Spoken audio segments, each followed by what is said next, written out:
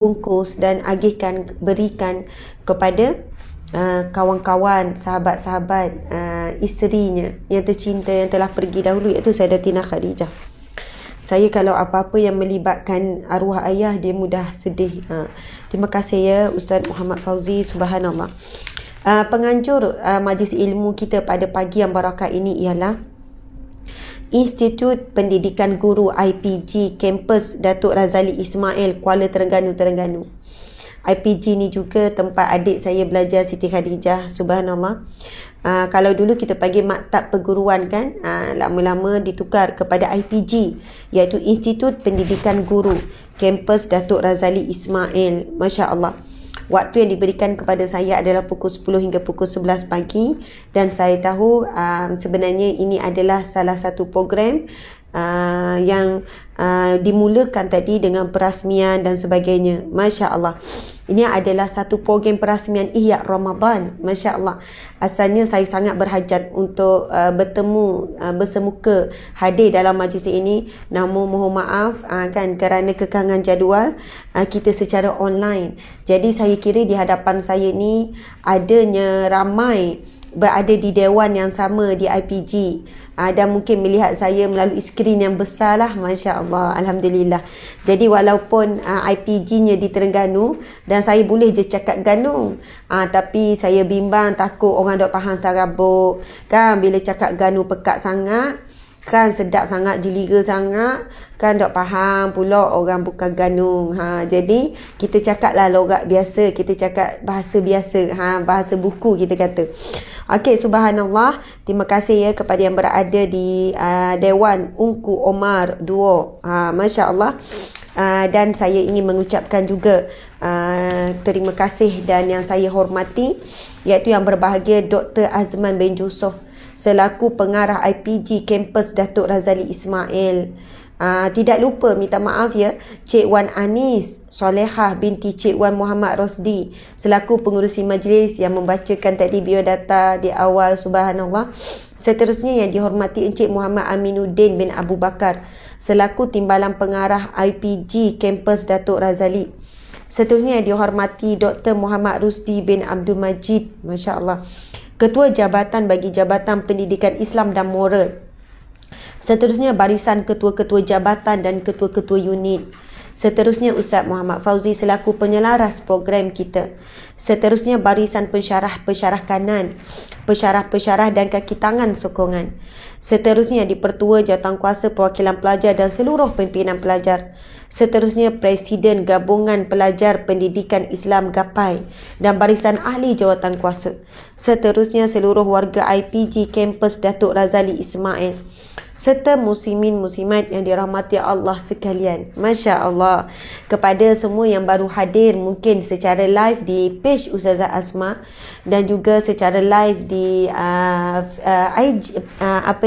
IG, bolehlah kita mula share perkongsian pada pagi ini. Boleh share live ini, hanya menekan butang share kita dapat banyak pahala kan. Pahala kita menyebarkan ilmu sudah pasti kita dapat. Kemudian kita dapat pula pahala berganda jika orang yang hadir tersebut dapat ilmu lalu dia beramal. Dan mungkin kita tidak tahu siapa yang hadir, Masya Allah, saat ini kan. Kita hanya menekan butang share, kemudian mungkin ada beberapa orang nampak satu kuliah yang sedang berjalan kan, penceramahnya Ustazah Asma Harun. Lalu kita tidak tahu, mungkin 5 orang, mungkin 10 orang yang masuk sama turut hadir dalam majlis ilmu di alam maya ni. Wallahu a'lam. Mungkin itulah kelak tuan-puan sekalian pahala yang boleh menyelamatkan kita daripada api neraka Allah. Pahala yang boleh menjadi asbab, subhanallah, untuk kita masuk ke syurga Allah. Mungkin saya dapat bahagian menyampaikan ilmu, tapi tuan-puan sekalian, marilah sama-sama mengambil pahala bahagian daripada menyebarkan ilmu. Allahu Akbar. Masya Allah. Muslimin muslimat yang dirahmati Allah sekalian, ramai yang bertanya di IG, Ustazah tajuk apa? Masya Allah. Okey, tajuk kita ialah menggapai redha ilahi ke pintu ar-rayyan. Masya Allah. Ini kan sempena Ihya Ramadan, satu program menghidupkan Ramadan. Tajuk kita ialah menggapai redha ilahi. Kita nak dapat redha Allah. ke pintu Ar-Rayyan, dan kita tahu ini adalah namanya pintu syurga, salah satu pintu syurga khusus bagi orang yang berpuasa. Jadi insya-Allah kita akan pergi terlebih dahulu. Tuan-puan sekalian, kita nak mulakan dah ni. Masa yang ada lebih kurang 45 minit anda bersama dengan saya. Masya-Allah, pukul 11 kita akan berhenti dan kita akan lihat nota yang disediakan. Masya-Allah. Subhanallah. Sebelum tu saya nak tanya dulu tuan-puan sekalian, pagi-pagi makan roti bakar apa khabar semuanya? Boleh jawab dengan pantun juga. Ada orang pantun ambil buah dengan kayu galah, alhamdulillah. Ada yang jawab tengah hari makan nasi udang galah, alhamdulillah. Ada juga jawab pagi-pagi tengok itik, saya baik. Macam itulah kan. Masya-Allah. Saya tanya tuan-puan apa khabar semua? Masya-Allah. Kemudian yang ada sebelah kiri, hello. Macam-macam lah, cantik tajuk. Ya, betul. Tajuk yang sangat cantik, sangat terbaik. Kemudian boleh nyatakan anda mendengar daripada mana. Subhanallah, kita nak tengok juga, nanti saya tengok kan. Anda ada yang mungkin sebut daripada Sabah, Sarawak, daripada Riyadh ada, daripada Terengganu, Kelantan. Nanti kita tengok. Okey, kita sebenarnya dah cross page belum? Macam belum ni. Dah cross page daripada awal. Okey. Pagi-pagi kemas rumah, alhamdulillah, masya-Allah. Tanya balik Syira, sebab macam tak logik ni kau dah cross macam ni. Fira Kushairi, ada yang datang dari Selayang, Cik Nuria. Rusmi, masya-Allah. Nushida Ida, Syikin Cik Razak, Nurul Ashiki, Liana Azman, Siti Nurul Naim. Masya-Allah, terima kasih kepada semua yang hadir. Masya-Allah. Cuba cek ya, betul-betul cross ke ataupun macam mana. Okey tuan-puan dimati Allah sekalian, sekarang kita akan pergi kepada nota yang disediakan.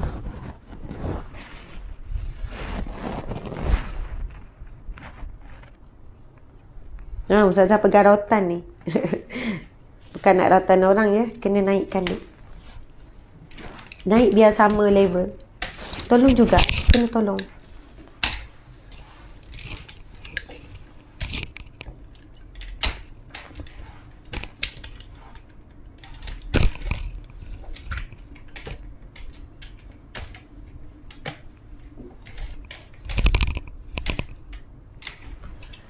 Okey, subhanallah, tajuk kita ialah menggapai redha ilahi ke pintu Ar-Rayyan. Kita nak gapai redha Allah untuk menuju ke pintu Ar-Rayyan, iaitu menuju pintu syurga. Allahu Akbar, subhanallah. Okey, overview perbincangan kita pada pagi ini. Mungkin boleh jauhkan sikit supaya nampak masuk juga Ustaz. Yang pertama, kita akan mengupas pintu syurga. Kemudian kita akan pergi kepada senarai 8 pintu syurga. Kalau boleh dekat ya, supaya Ustazah tak tengok kiri kanan. Okey, senarai 8 pintu syurga. Subhanallah. Kemudian masuk maksud pintu Ar-Rayyan. Kita akan kupas senarai 8 pintu syurga. Kemudian maksud pintu Ar-Rayyan. Kemudian kita akan pergi kepada tingkatan orang yang berpuasa. Kemudian yang kelima, puasa yang berkualiti. Kemudian yang keenam, amalan untuk merebut pahala di bulan Ramadan. Kemudian yang ketujuh, golongan yang rugi di bulan Ramadan. Subhanallah. Kita akan pergi kepada golongan yang rugi di bulan Ramadan. Okey. Hadis Nabi SAW. Fil jannati samaniyatu abwab. Ini hadis yang sahih tuan-puan sekalian. Nabi bersabda, fil jannati samaniyatu abwab. Di syurga terdapat 8 pintu. Masya Allah. Jelas ya, Nabi menyebutkan tentang di syurga ada 8 pintu. Ini macam mendongak dek. Okey, di syurga ada 8 pintu. Okey, kita tengok lagi. Tuan-puan sekalian, senarai 8 pintu syurga. Terdapat 4 pintu syurga yang disepakati ulama kerana disebutkan di dalam hadis Nabi.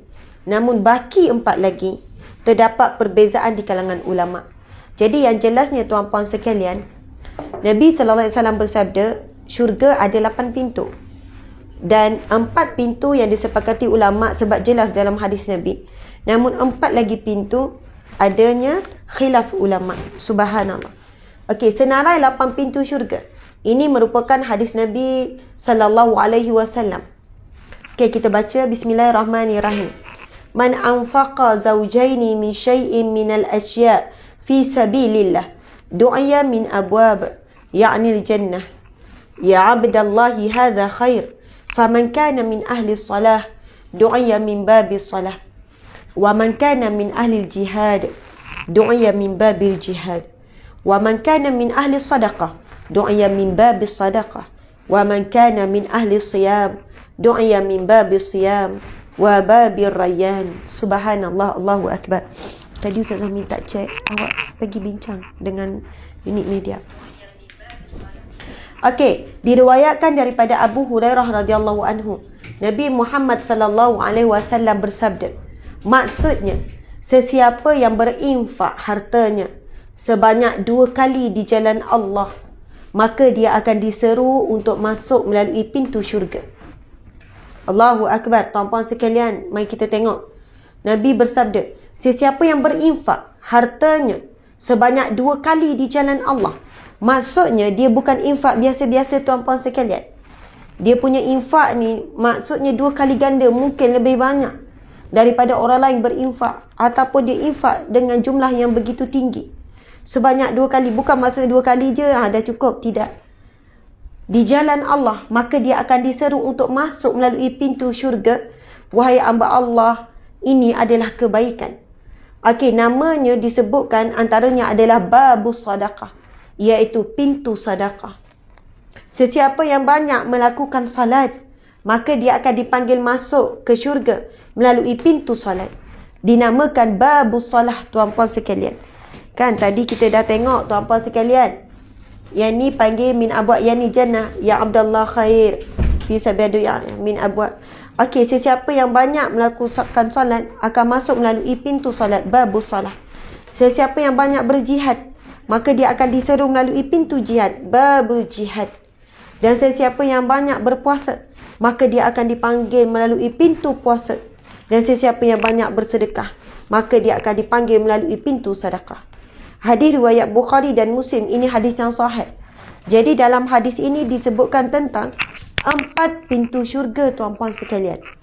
Yang pertama iaitu babus sadaqah. Kalau kita ikut turutan di sini, yang pertama iaitu babus salah, kemudian babul jihad, kemudian babus siyam, kemudian babus sadaqah. Subhanallah. Jadi dalam hadis ini ada 4 pintu dan ini hadis sahih. Saya ulang lagi sekali, babus salah. Yang kedua babul jihad, dan yang ketiga babus siyam, dan yang keempat babus sadaqah. Subhanallah. Yang paling kita bimbang tuan-puan sekalian, dalam 4 pintu ini kita tidak dipanggil daripada mana-mana pintu. Sebab apa? Pintu ini akan memanggil, wahai hamba Allah, ini adalah kebaikan. Subhanallah. Adakah kita layak untuk masuk melalui pintu solat, tuan-puan sekalian? Bagaimana kualiti solat kita? Bagaimana dari sudut kualiti dan kuantiti solat kita? Adakah kita layak untuk dipanggil masuk melalui pintu jihad? Sejauh mana kita berjuang untuk agama Allah? Sejauh mana kita berjuang untuk dapat redha Allah? Sejauh mana kita berjuang untuk amar ma'ruf dan juga nahi mungkar? Sebab kita lihat hidup kita lebih banyak berjuang untuk kepentingan diri. Kita lebih banyak berjuang untuk mengejar dunia, tuan-puan sekalian. Kita lebih banyak berjuang untuk mempertahankan maruah diri. Tetapi sejauh mana kita berjuang untuk mempertahankan maruah agama Allah, maruah Nabi Muhammad sallallahu alaihi wasallam. Allahu Akbar. Adakah kita layak untuk masuk melalui babul siyam, iaitu pintu puasa? Jika kita muhasabah diri, tuan-puan sekalian, kita masih lagi berterusan melakukan dosa-dosa besar maksiat. Sedangkan di antara tanda-tanda ciri-ciri puasa yang diterima oleh Allah, seseorang itu mula berubah. Kan? Walaupun puasa dah berlalu, puasa tahun lepas dah berlalu, tapi kesan puasa itu masih kekal. Kerana di antara tarbiyah bulan Ramadan adalah kita mula menjaga lidah kita. Kita mula menjaga pandangan mata kita, menjaga telinga kita, tuan-puan sekalian. Namun terbukti sepanjang setahun sehingga nak jumpa Ramadan, kita masih lagi bercakap tentang keburukan manusia lain, mengumpat, mengeji, menghina. Kita masih lagi dalam keadaan melihat perkara yang haram, mendengar perkara yang haram, tuan-puan sekalian. Jadi kita sangat bimbang. Ramadan yang kita telah tempuh sebanyak mungkin 20 kali kalau hidup 20 tahun. Mungkin dah 30 kali kita tempuh Ramadan. Mungkin tidak ada satu Ramadan pun diterima oleh Allah Subhanahu wa taala. Wallahu a'lam. Masya-Allah. Kemudian adakah kita layak untuk dipanggil melalui pintu sedekah? Adakah kita telah bersedekah dalam erti kata yang sebenar? Ikhlas sebenar-benarnya dan bersedekah dengan apa yang kita cintai. Kerana itu disebut dalam firman-Nya, Allahu Akbar. Kan, kamu tidak dikatakan benar-benar melakukan kebaikan, benar-benar melakukan sedekah yang benar, melainkan kamu memberikan sesuatu di jalan Allah, apa yang kamu cintai. Itu firman Allah. Kamu tidak dikatakan benar-benar melakukan kebaikan selagi kamu tidak memberikan di jalan Allah apa yang kamu cintai. Allahu Akbar. Kita tengok senarai 8 pintu syurga. Ada 4 lagi pintu syurga. Okey, yang tadi tu disepakati.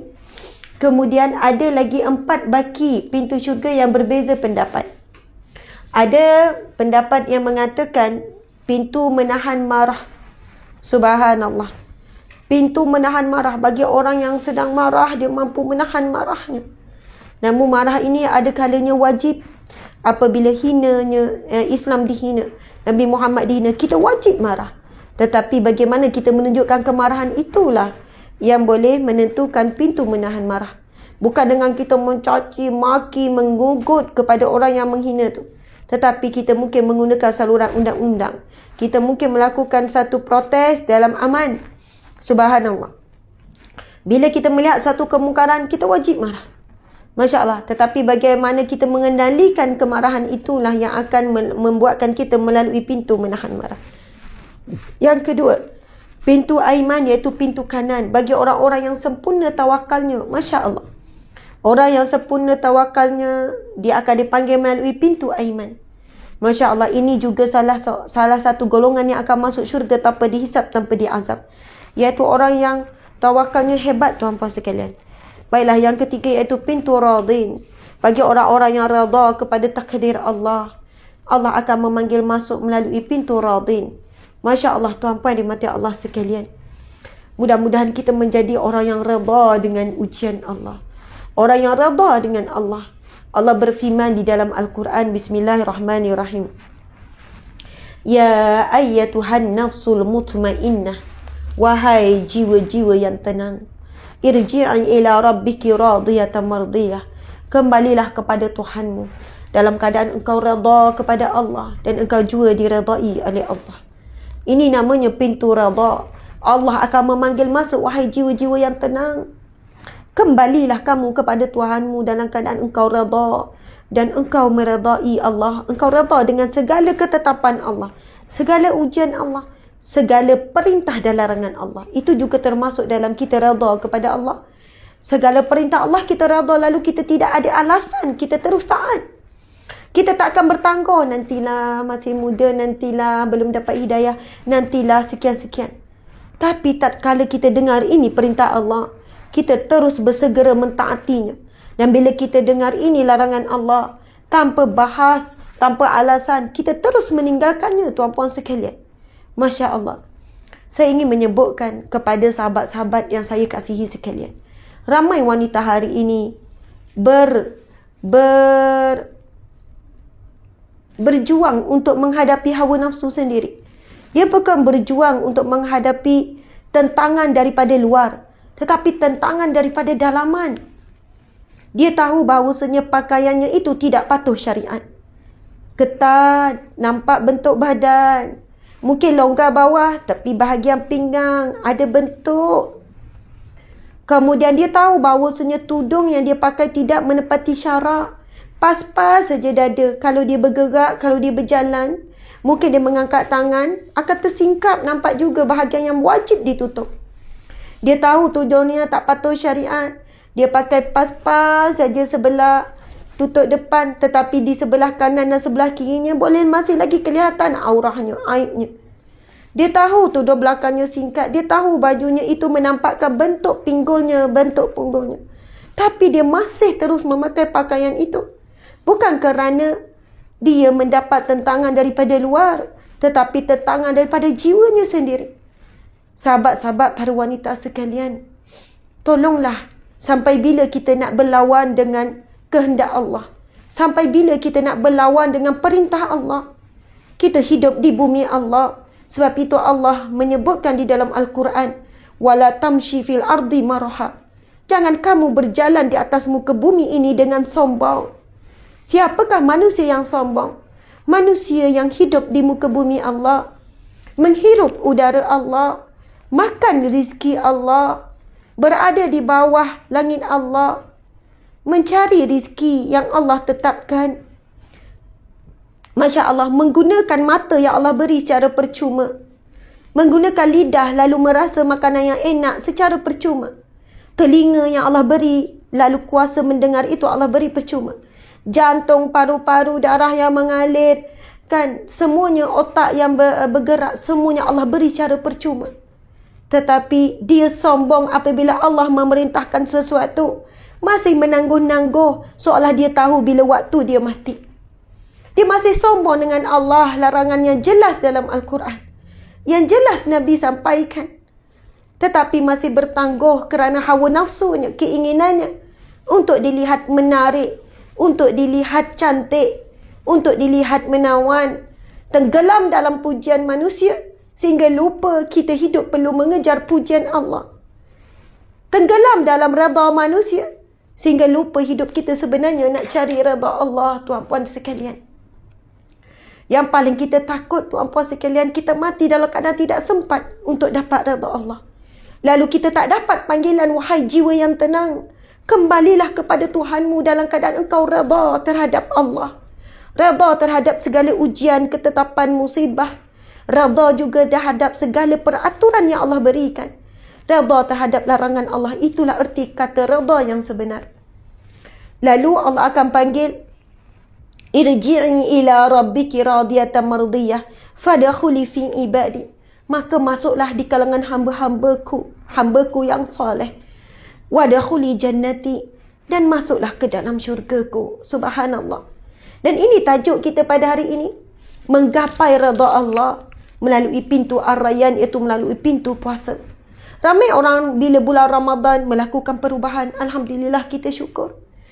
Namun ramai selepas Ramadan, dia kembali semula dengan pakaian dia yang sebelum Ramadan. Dia kembali semula dengan akhlak-akhlak yang buruk. Maka adakah kita menyembah Ramadan ataupun kita menyembah Allah, tuan-puan sekalian? Kalau kita benar menyembah Allah dan menjadi hamba Allah, kita akan tetap menjadi hamba Allah, sama ada di bulan Ramadan ataupun di bulan Ramadan. Kerana Allah ada di semua bulan, tuan-puan dimati Allah sekalian. Masya Allah. Kerana itu ada satu hadis Nabi mengajarkan kita satu zikir, supaya kita menjadi hamba Allah yang sentiasa redha dengan Allah. Nabi bersabda, barang siapa yang membacanya 3 kali pada waktu pagi dan 3 kali pada waktu petang, maka dia berhak mendapat redha Allah di mahsyar kelak. Apa dia zikirnya, tuan-puan sekalian? Bismillahirrahmanirrahim. Raditu billahi rabba. Ya Allah, aku redha, sesungguhnya Engkaulah Tuhanku, Engkaulah pentadbirku, Engkaulah pengaturku, Engkaulah sembahanku. Itulah maksud yang terkandung dalam aku redha, ya Allah, Engkau sebagai Tuhanku, pentadbirku. Wa bil islami dina, ya Allah, kami redha bahawasanya Islam ini adalah agama kami. Dina juga membawa maksud Islam ini adalah cara hidup kami. Kami redha, ya Allah, bahawasanya Islam ini agama dan cara hidup kami. Lalu kita mula mengubah hidup kita. Cara kita berpakaian, cara kita bergaul, cara kita makan dan minum, cara kita berhibur, cara kita menghubungkan silaturahim, cara kita hubungan suami isteri dan sebagainya. Allahu Akbar, mengikut cara Islam. Dan yang terakhir dalam zikir itu, wa bi Muhammadin nabiyyan wa rasulah. Dan kami redha bahawa Nabi Muhammad itu nabi dan juga rasul. Namun kadang-kadang lidah kita menyebutkan kita cintakan Nabi, kita sayangkan Nabi. Tapi saya nak sebutkan satu hadis Nabi yang sangat duka cita, yang sangat sedih. Nabi menyebutkan, ini hadis yang sahih, tuan-puan sekalian. Nabi sebut, Nabi kata, sesungguhnya ada di kalangan umatku yang enggan masuk syurga. Yang enggan masuk syurga. Lalu sahabat bertanya, ya Rasulullah, Adakah manusia yang tidak mahu masuk syurga? Lalu Nabi menjawab, ada. Iaitu mereka yang tidak mentaati perintah Allah dan tidak meninggalkan larangan Allah. Itulah di kalangan umatku yang enggan masuk syurga. Kerana telah sampai kepada mereka apakah perintah Allah, apakah larangan Allah, tapi mereka masih enggan. Maksudnya mereka sengaja untuk enggan masuk syurga. Dan dalam hadis yang lain Nabi menyebutkan, tuan-puan sekalian, ini juga hadis sahih dalam kitab Penawar bagi Hati. Nabi menyebutkan, sesungguhnya aku dengan kamu wahai umatku. Nabi sebut, sesungguhnya aku denganmu wahai umatku ibarat seorang lelaki yang menjaga unggunan api lalu menghalang kalkatu daripada menghinggapinya. Kita pernah tengok kan, kadang-kadang di musim hujan, lampu yang terang. Kemudian ada je macam binatang kalkatu yang terbang, dia pergi sebab binatang ini dia tertarik kepada cahaya. Bila dia pergi mendekati lampu itu mengeluarkan haba, kemudian sayapnya terkena, dia pun menggeletek jatuh dan dia mati jatuh. Sebab apa? Dia tak mampu terbang, dia tak boleh survive, dia kena panas. Dan walaupun tuan-puan sekalian, kalkatu yang baru datang, dia nampak kawan-kawan dia jatuh di bawah bergelimpangan tu, dia tetap menuju kepada tarikan lampu tersebut. Sebab itu sunnatullah. Nabi kata, aku dengan kamu wahai umatku umpama seorang lelaki yang sedang menjaga unggunan api. Cuba menghalang sedaya upaya, menghalang. Jangan datang kepada api ini, jangan datang kepada api ini. Subhanallah.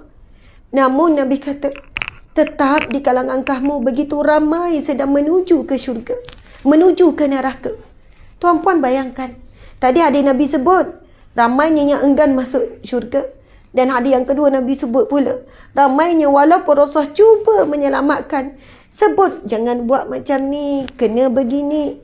Tapi pun begitu Nabi kata masih ramai yang ingin menuju kepada neraka. Allahu Akbar, tuan-puan dirahmati Allah sekalian. Sebab itu hari ini saya pun mula dengan rasa sebab, dengan rasa takut apabila saya cuba membaca dan buat studi berkenaan dengan tajuk. Adakah benar kita ini sedang berusaha untuk menggapai redha Allah?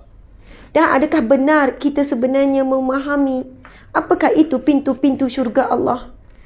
Subhanallah, Allahu Akbar. Tuan-puan dimati Allah sekalian, mari kita tengok pintu yang seterusnya, iaitu pintu taubat bagi orang-orang yang bertaubat nasuha. Orang-orang yang bertaubat nasuha, Masya Allah, adanya pintu babut taubah. Ada babur radin, pintu bagi orang yang Allah redha kepadanya. Pintu aiman, Masya Allah. Tuan-tuan sekalian, saya nak sebut juga satu lagi hadis Nabi. Ini hadis Qudsi. Hadis Qudsi, Allah berfirman, siapa yang tidak redha dengan ketetapan dan perintahku. Sesiapa yang tidak redha dengan ketetapan, kan, ujian dan juga segala ketetapan, perintah larangan dan perintah suruhan. Ni sebenarnya nampak tak? Patutnya kena nampak sama. Allah menyebutkan dalam hadis kursi, barang siapa yang tidak redha dengan ujian yang aku timpakan dan ketetapanku, iaitu disebutkan ketetapan dimasukkan adalah perintah dan larangan, maka carilah Tuhan selain daripadaku. Allahu Akbar. Ibaratnya seperti Allah tidak redha kepadanya dan Allah tidak mengaku kita ini sebagai hamba-Nya. Lalu kepada siapa yang kita nak harapkan di mahsyar kelak untuk belah ihsan, belah kasihan? Kita nak harapkan siapa di akhirat kelak untuk mengasihani kita, mengampuni kita, melainkan Allah. Ketika saat itu hanya ada dua jalan saja, wahadainahun najdain. Aku hadapkan kamu dua jalan, sama ada jalan ke neraka ataupun jalan ke syurga. Maka jika di dunia ini Allah tidak redha kepada kita disebabkan angkuh dan sombong kita dengan Allah, kita begitu benar-benar secara terangan berani melawan perintah Allah. Kita secara terang-terangan berani di hadapan Allah yang maha melihat, ya basir, ya syahid, yang maha menyaksikan, ya hasib, yang maha menghitung. Begitu berani kita melakukan maksiat terhadap Allah. Mudah-mudahan kita mampu masuk ke pintu taubah. Kita sempat bertaubat, tuan-puan sekalian. Tolong jangan bertangguh bertaubat. Kerana kematian itu berlaku pada setiap saat yang berdetik berlakunya kematian.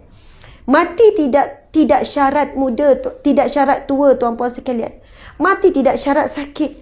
Mati tidak syarat. Kita ini diberi tanda-tanda. Banyak kematian akhir zaman ini berlaku tiba-tiba. Masya Allah, Allahu Akbar. Okey, seterusnya kita lihat senarai 8 pintu syurga lagi. Disebutkan pintu walid bagi orang-orang yang berbakti kepada orang tua. Ada disebut juga pintu haji, babul haj. Ada disebut babu zikir bagi orang yang kuat berzikir, banyak zikirnya. Kemudian ada babul ilm bagi orang-orang yang memiliki ilmu yang bermanfaat. Subhanallah, tuan-puan sekalian, mudah-mudahan ada salah satu pintu syurga yang akan terbuka untuk kita. Kan sama ada pintu orang yang kuat menahan marahnya. Pintu kanan bagi orang-orang yang sempurna tawakalnya. Pintu radin, orang yang redha dengan Allah. Pintu taubah, orang yang sentiasa bertaubat. Dia selalu buat maksiat tapi dia kuat bertaubat. Allah Akbar. Mudah-mudahan dia mati bukan ketika dia buat maksiat, tapi dia mati ketika dia melakukan taubat. Pintu walid, babul walid, iaitu bagi orang-orang yang menjaga ibu bapanya, berbakti, subhanallah. Kemudian babul haj, iaitu pintu orang melakukan haji. Kemudian babu zikr, iaitu pintu orang yang selalu berzikir mengingati Allah. Kemudian pintu yang seterusnya disebut sebahagian ulama babul ilm bagi orang-orang yang memiliki ilmu yang bermanfaat. Dia beramal dengan ilmu tersebut. Dia menyampaikan ilmu tersebut, tuan-puan sekalian. Masuk Ar-Rayyan. Sekarang kita pergi kepada Ar-Rayyan. Bismillahirrahmanirrahim.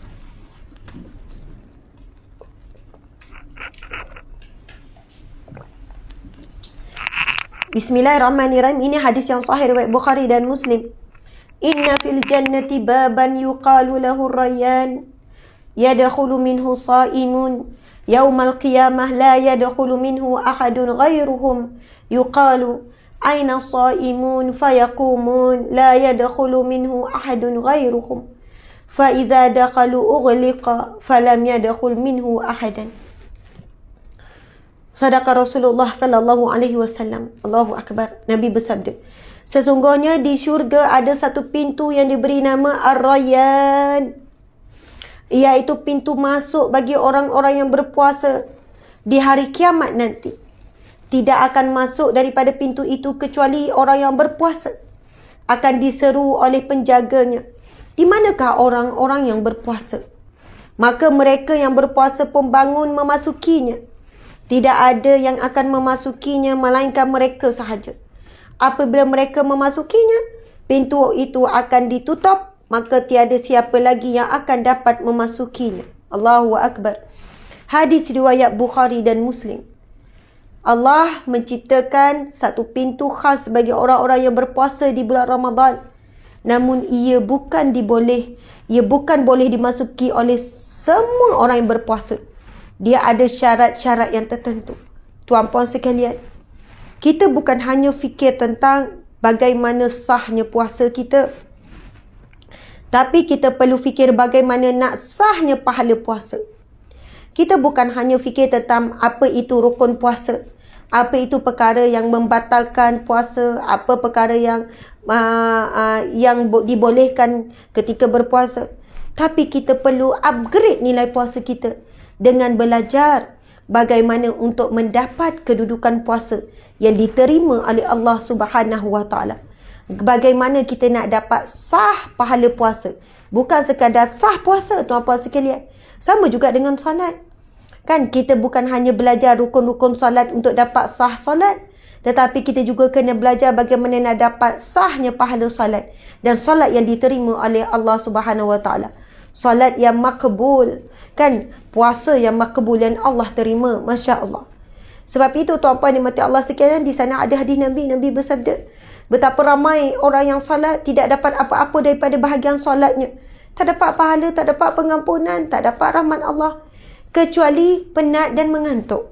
Dan Nabi bersabda lagi, kamil shaimin, betapa ramai orang yang berpuasa, laisa lahu min siyamihi, yang tidak dapat apa-apa daripada bahagian puasanya, illal ju' wal atash, kecuali dia dapat apa? Lapar dan dahaga. Tak dapat apa-apa daripada bahagian puasa kecuali lapar dan dahaga. Subhanallah. Kita tengok lagi tuan-puan sekalian. Ar-Rayyan bermaksud daripada bahasa perkataan ar-ray, iaitu pengairan. Berkata Mullah Al-Qari, maksud Ar-Rayyan itu sama ada dirinya sendiri tidak merasa dahaga kerana terdapat banyaknya sungai-sungai yang mengalir, bunga dan buah-buahan yang berada di sampingnya, atau kerana yang sampai kepadanya yang memasukinya akan hilang rasa dahaga pada hari kiamat. Subhanallah, Allahu Akbar. Maksud pintu Ar-Rayyan, asal berkata Ar-Ray iaitu maksudnya pengairan, iaitu disebutkan pengairan itu bermahu maksud adanya sungai yang mengalir tanpa henti, adanya buah-buahan yang berada di sampingnya yang tanpa henti. Maksudnya sentiasa mengalir, nikmat yang sentiasa mengalir. Masya Allah. Tingkatan orang yang berpuasa, kita tengok. Imam Al-Ghazali mengklasifikasikan martabat dan derajat puasa ini kepada 3 bahagian. Ada puasa al-umum, puasa umum. Ada puasa al-khusus. Ada puasa khusus al-khusus. Subhanallah. Ini orang panggil puasa orang awam. Puasa al-umum, puasa umum. Semua orang puasa. Kecil besar puasa. Orang yang buat maksiat pun puasa. Kan orang tak tutup aurat pun puasa. Orang yang tak solat pun puasa. Puasa umum, semua puasa. Dan puasa umum ini, subhanallah, kadang-kadang ia menjadi hanya adat, bukan sebenar-benar ibadah. Dan puasa yang kedua iaitu puasa khusus. Kemudian seterusnya puasa khusus al-khusus. Masya Allah. Saya mohon maaf ya tuan-puan sekalian. Sebenarnya saya kurang sehat. Saya tak boleh nak gerakkan badan saya kiri dan kanan.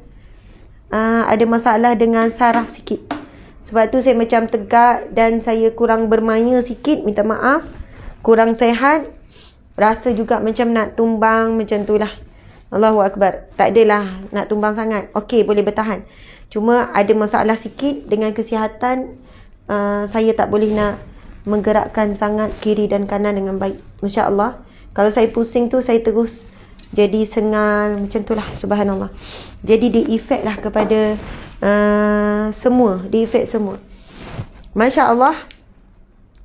Pertama, puasa al-umum. Puasa al-umum iaitu hanya menahan perut dan syahwatnya daripada tuntutan nafsunya sahaja. Ini dikhususkan kepada golongan puasa awam. Puasa al-umum iaitu hanya menahan perut dan syahwat daripada tuntutan nafsu saja. Itu saja. Ini dikhususkan kepada golongan puasa awam. Dia tak menahan dirinya daripada melihat yang haram. Dia tidak menahan dirinya daripada mendengar yang haram. Dia mungkin tidak menambahkan kualiti puasanya dengan amalan-amalan sunat. Dia tidak menambahkan kualiti puasanya dengan meninggalkan yang makruh. Dia hanya buat basic saja. Dia menahan perut dan syahwat. Syahwat ni apa? Melakukan hubungan seksual. Kan suami isteri. Itulah saja. Dia buat basic saja. Subhanallah. Kita bimbang kalau kita masih di peringkat puasa ini, tuan-puan sekalian. Kita sangat bimbang dan khawatir kalaulah puasa kita tidak diterima oleh Allah Subhanahu Wa Taala. Seterusnya, puasa al-khusus, iaitu menjaga pendengaran, penglihatan, percakapan serta seluruh panca inderanya daripada melakukan maksiat dan dosa. Martabat puasa ini adalah puasa para solihin, orang-orang soleh. Mereka ini menundukkan pandangan daripada apa yang membalikkan hatinya daripada mengingati Allah. Mereka ini menjaga percakapan daripada berbohong, mengumpat, mencela dan memaki. Mereka selalu memperbanyakkan zikir kepada Allah Subhanahu Wa Taala dan membaca Al-Quran. Subhanallah.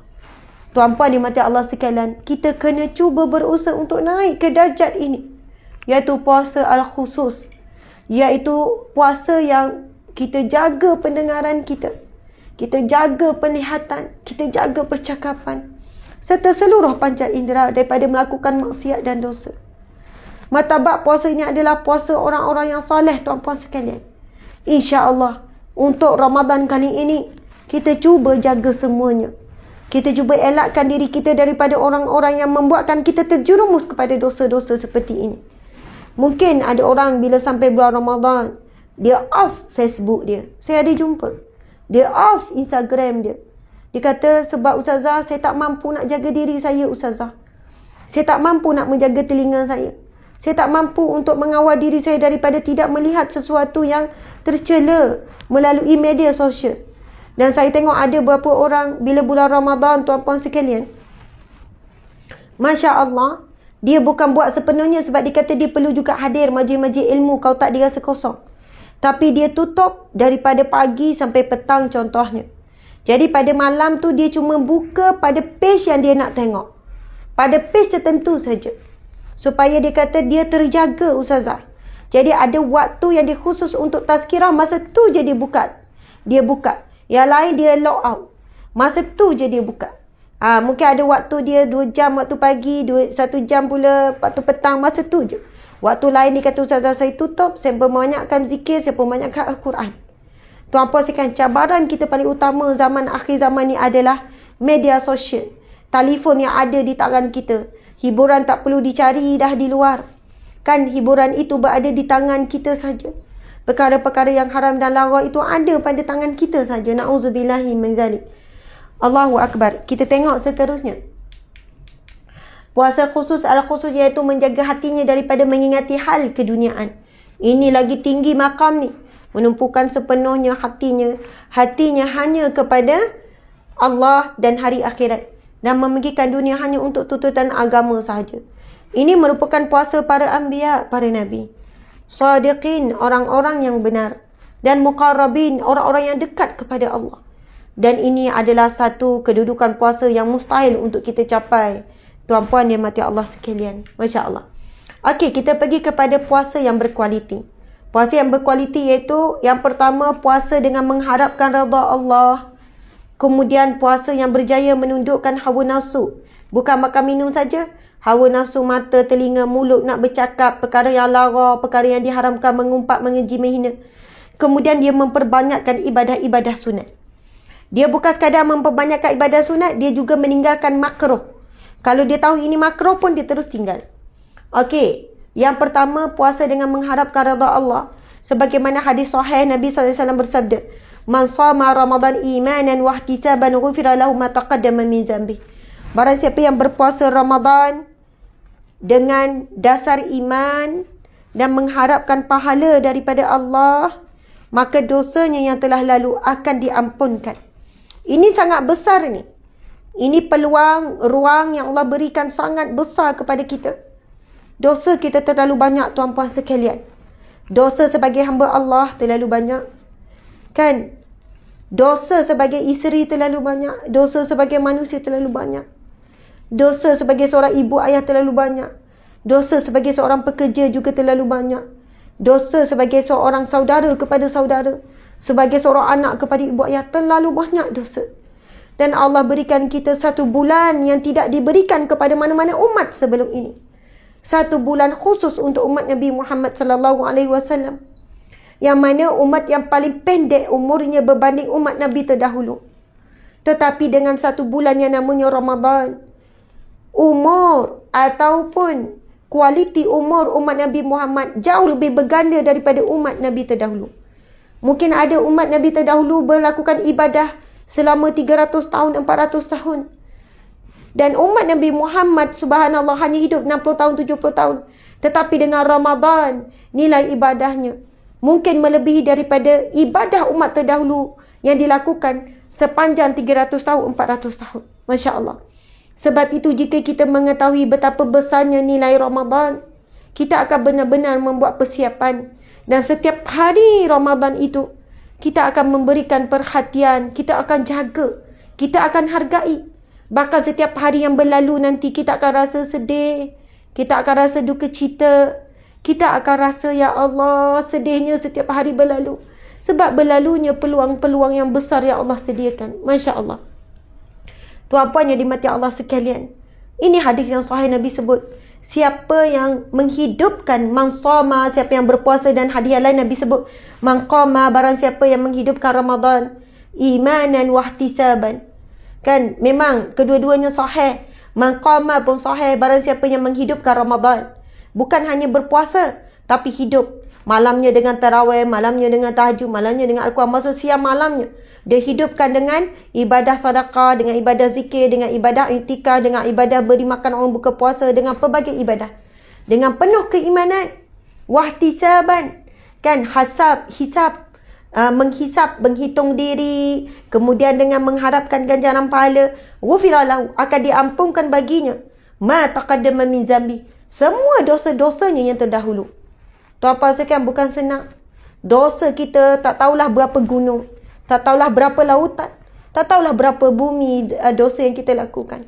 Tetapi dengan sebuah bulan yang sangat mulia Ramadan, Allah memberikan kita peluang untuk kembali suci bersih, ibarat bayi yang baru dilahirkan tuan-puan sekalian, tanpa dosa, tanpa noda.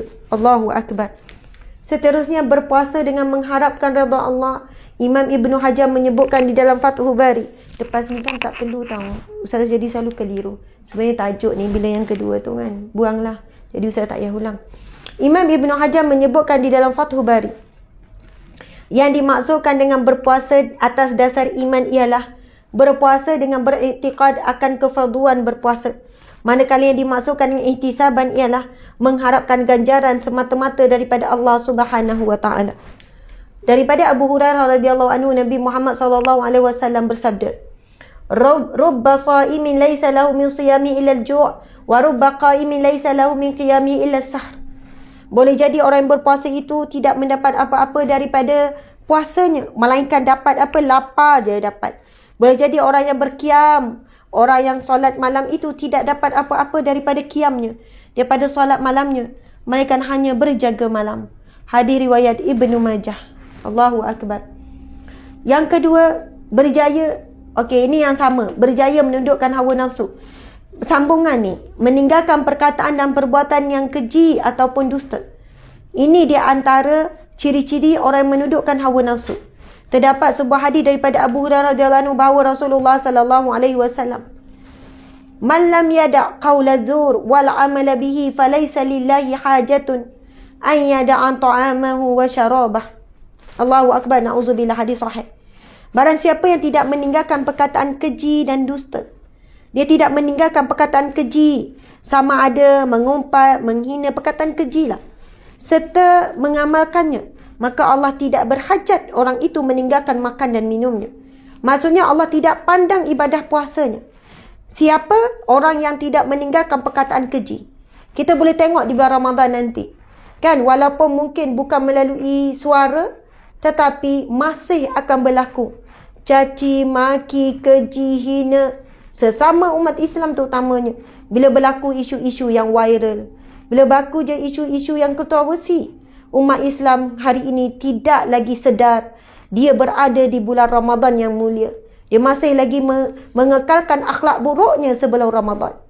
Dan golongan yang begini Allah tidak enggan, Allah tidak memandang puasanya, Allah tidak terima. Sebab puasa ini membawa maksud junnah, kan? Puasa ini adalah memaksud perkara yang menahan, perisai. Dia sepatutnya bukan menahan diri daripada makan dan minum saja. Dia juga sepatutnya menahan diri kita daripada apa-apa yang Allah benci, kan? Itulah maksud falsafah puasa yang sebenar. Menahan diri daripada perkara-perkara yang diharamkan oleh Allah Subhanahu wa taala. Okay, yang ketiga, memperbanyakkan ibadah biada sunat. Amalan untuk merebut pahala di bulan Ramadan antaranya ialah solat malam tarawih, jangan kita tinggalkan. Solat witir jangan tinggal. Membaca Al-Quran sebanyaknya. Allah berfirman, "Syahrul Ramadan alladzi unzila fihi al-Quran hudan linnas." Allah berfirman, bulan Ramadan diturunkan Al-Quran sebagai petunjuk bagi manusia. Ini satu bulan yang Allah angkat, tuan-puan sekalian. Al-Quran ini bila jatuh kepada satu bulan, bulan itu dimuliakan bulan Ramadan. Al-Quran ini bila jatuh kepada satu malam, malam itu menjadi sebaik-baik malam, iaitu malam Lailatul Qadar. Allah berfirman, Bismillahirrahmanirrahim, "Inna anzalnahu fi Lailatul Qadr." Inna, sesungguhnya, anzalnahu, diturunkan Al-Quran pada malam Lailatul Qadar. Allahu Akbar.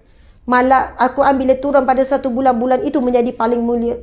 Malam bila Al-Quran bila jatuh pada satu malam, dia jadi paling mulia. Al-Quran bila diturunkan kepada seorang Nabi, Nabi itulah paling mulia, iaitu Nabi Muhammad. Al-Quran kan bila jatuh kepada seseorang itu, lalu dia menjadi ahli Al-Quran, tuan-puan sekalian, maka orang itu menjadi orang yang paling mulia. Sebagaimana sabda Nabi SAW, Nabi sebut, "Khairukum man ta'allama al-Quran wa 'allamahu." Yang paling baik di kalangan kamu, manusia yang paling baik adalah mereka yang belajar Al-Quran dan mengajarkan Al-Quran. Masya Allah. Kita baca Al-Quran tu sebenarnya kita sedang belajar memperbaiki selalu. Masya Allah tuan-puan sekalian. Kita kena berusaha menjadi ahli Al-Quran. Sebab Al-Quran bila jatuh kepada jiwa kita, jatuh kepada keluarga kita, maka kita menjadi sebaik-baik manusia, sebaik-baik keluarga. Dan kita boleh lihat Al-Quran apabila diturunkan oleh seorang malaikat. Malaikat itu menjadi sebaik-baik dan ketua malaikat iaitu malaikat Jibril yang menjadi perantaraan Allah untuk menurunkan Al-Quran kepada Nabi Muhammad sallallahu alaihi wasallam. Jadi kita kena memperbanyakkan membaca Al-Quran. Kalau sebelum ni kita dapat capai target sebulan Ramadan 1 kali khatam, kita cuba tahun ini 10 hari 1 kali khatam, maksudnya 3 kali khatam.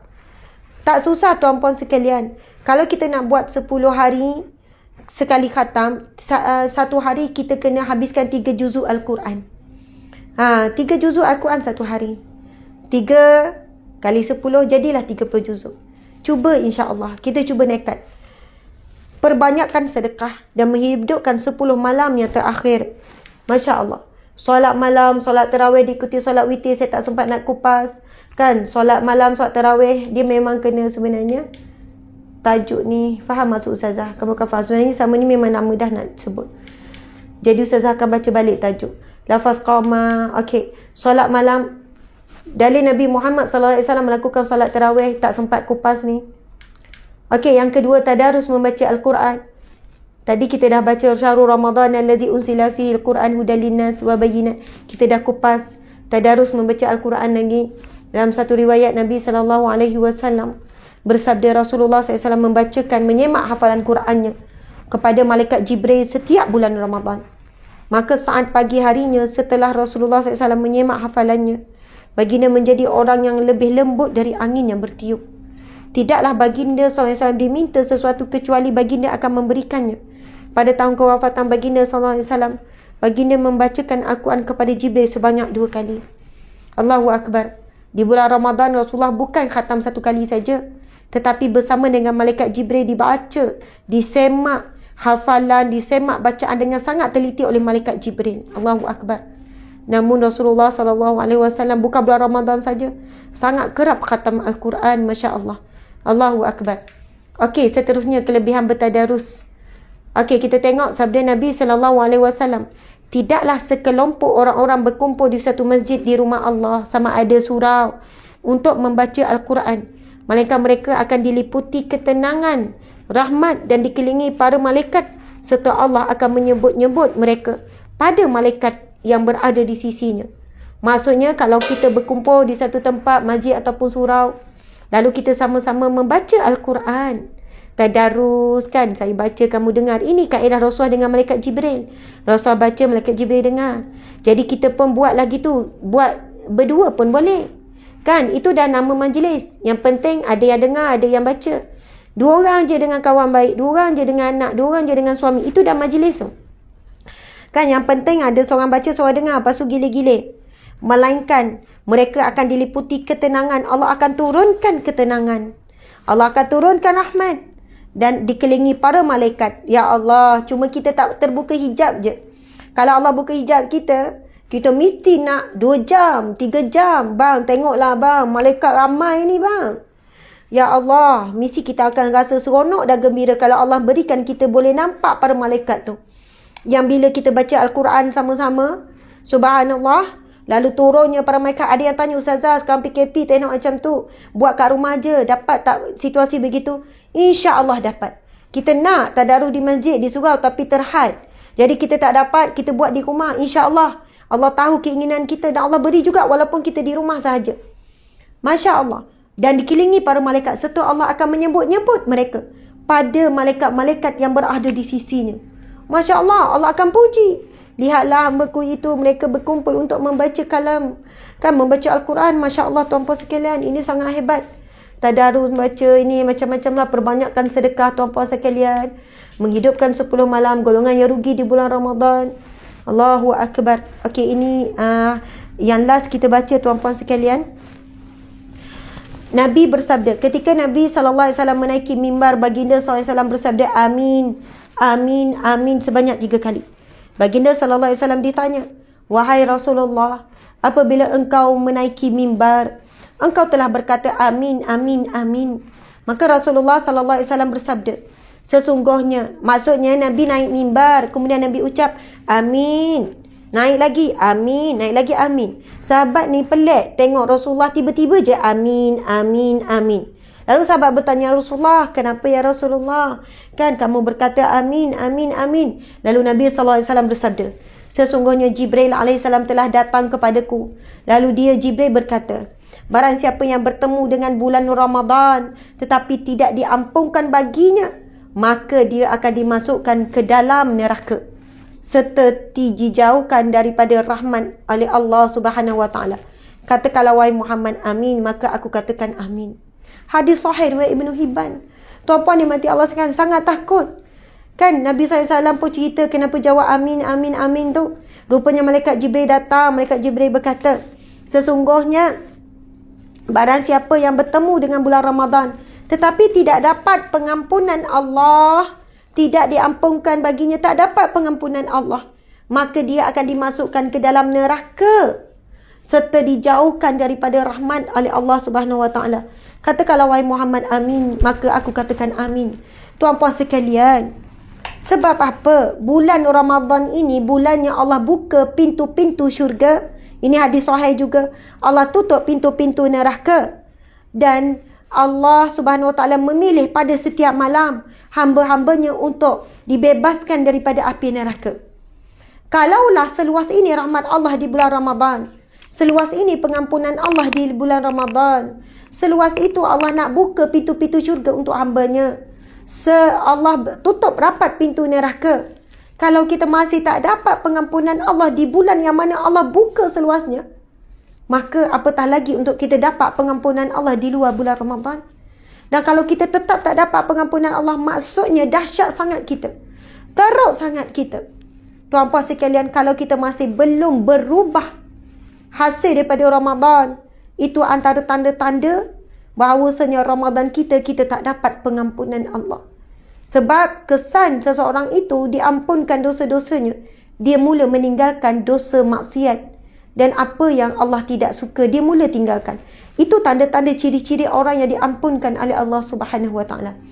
Alhamdulillah, muslimin muslimat dimati Allah sekalian.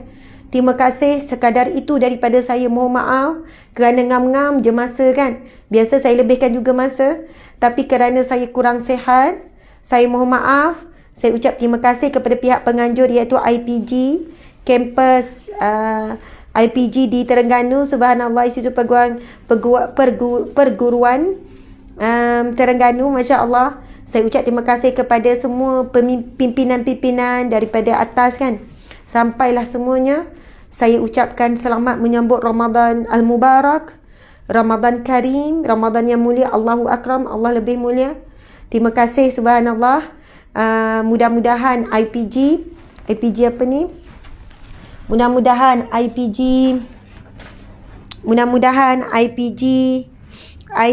apa? Subhanallah. IPG Kampus Datuk Razali Ismail, Allah turunkan rahmat barakah. Allah jadikan semua para pensyarah, semua para pegawai-pegawai, orang atasan dan sebagainya sentiasa dilindungi oleh Allah daripada mara bahaya, dilindungi Allah daripada kebencian, iri hati, dengki manusia. Dan Allah limpahkan ke bumi IPG ini rahmat, kasih sayang, pengampunan, dan semuanya sentiasa dipimpin oleh Allah, diberikan petunjuk untuk memakmurkan bumi IPG Kampus Datuk Razali Ismail ini.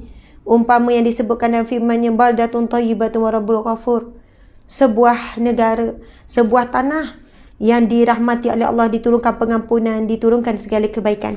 Dan sebagai penutup, tuan-puan sekalian, saya ingin mengajak tuan-puan sekalian untuk mendapatkan naskah terbaru Ustazah Asma Harun yang bertajuk 111 Soal Jawab Fiqh Ramadan. Tuan-puan sekalian, dah ramai bagi feedback. Buku ini baru saja siap dalam 2 minggu yang lepas dengan kemasan yang sangat indah. Boleh tengok full color, subhanallah. Tulisan yang besar, mudah, terang supaya warga emas pun sedap mata baca. Kemudian setiap persoalan, 111 soalan yang paling popular kami kumpulkan. Kami saring inilah 111 soalan yang paling popular, kerap ditanya oleh masyarakat, dijawab dengan teliti. Berdasarkan dalil-dalil, berdasarkan hadis Nabi, firman Allah, berdasarkan perbincangan alim ulama. Kita boleh tengok dalam dia ya, selang je ada hadis Nabi, selangnya ada pendapat-pendapat ulama. Jadi daripada perbincangan itu, kita keluarkanlah pendapat-pendapat yang terkuat. Dan paling utama kita mengutamakan mazhab kita, iaitu mazhab Syafi'i. Subhanallah, Allahu Akbar. Dapatkan, sebab ia sangat terhad, kita cetak 10,000 saja. Kalau habis itulah, tak ada, sebab ini adalah penerbitan kali pertama di bawah syarikat kami sendiri, iaitu Hijrah Empire Publication. Subhanallah. Terima kasih ya tuan-puan sekalian. Mohon maaf salah dan silap dan kekurangan. Sekian daripada saya, wabillahi taufiq wal hidayah. Assalamualaikum warahmatullahi wabarakatuh.